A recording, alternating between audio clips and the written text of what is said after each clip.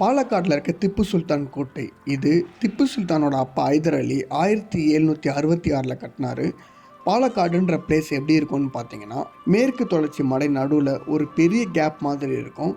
இந்த கேப் வழியாக தான் தமிழ்நாட்டில் இருக்கிற படைகள், வணிகம் எல்லாமே போகும். அதனால் ஹைதர் அலி இந்த இடத்த பர்டிகுலராக ஒரு பெரிய கோட்டை வந்து கட்டினாரு. இது வந்து ஒரு மிலிட்ரி பேஸாக இருக்கணும் அப்படின்ற மாதிரி வந்து கட்டினாரு. இந்த கோட்டை பகுதியை கண்ட்ரோல் பண்ணால் மொத்த தென்னிந்தியா பகுதியும் கண்ட்ரோல் பண்ண மாதிரி இருக்கும் அப்படின்றத அவர் நினச்சாரு. ஹைதர் அலி அவர் இருந்ததுக்கப்புறமா அவரோட பையன் திப்பு சுல்தான் இந்த கோட்டையை வந்து பராமரித்தார். இந்த கோட்டையில் ஆயுதங்களை பராமரிக்கிறதுக்காகவும் அதுக்கப்புறம் பிரிட்டிஷ் ஆளுங்களை எதிர்க்கிறதுக்காக சிப்பாக்களுக்கு ஒரு கேம்பும் வந்து நடத்தினாங்க.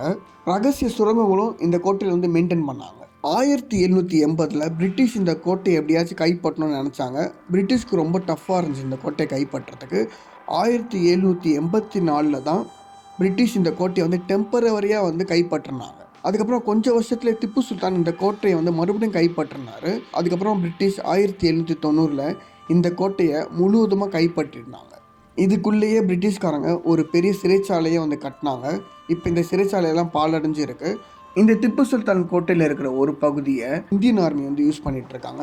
இந்த திப்பு சுல்தான் கோட்டைக்குள்ளே என்ட்ரன்ஸ் ஆகும்போதே ஒரு அனுமான் கோயிலும் இருக்குது. இந்த கோட்டைக்குள்ளே போகிறதுக்கு என்ட்ரி ஃபீஸ் வந்து 25 ரூபா. ஸ்கேன் பண்ணி இந்த வெப்சைட்டில் போனீங்கன்னா 20 ரூபா.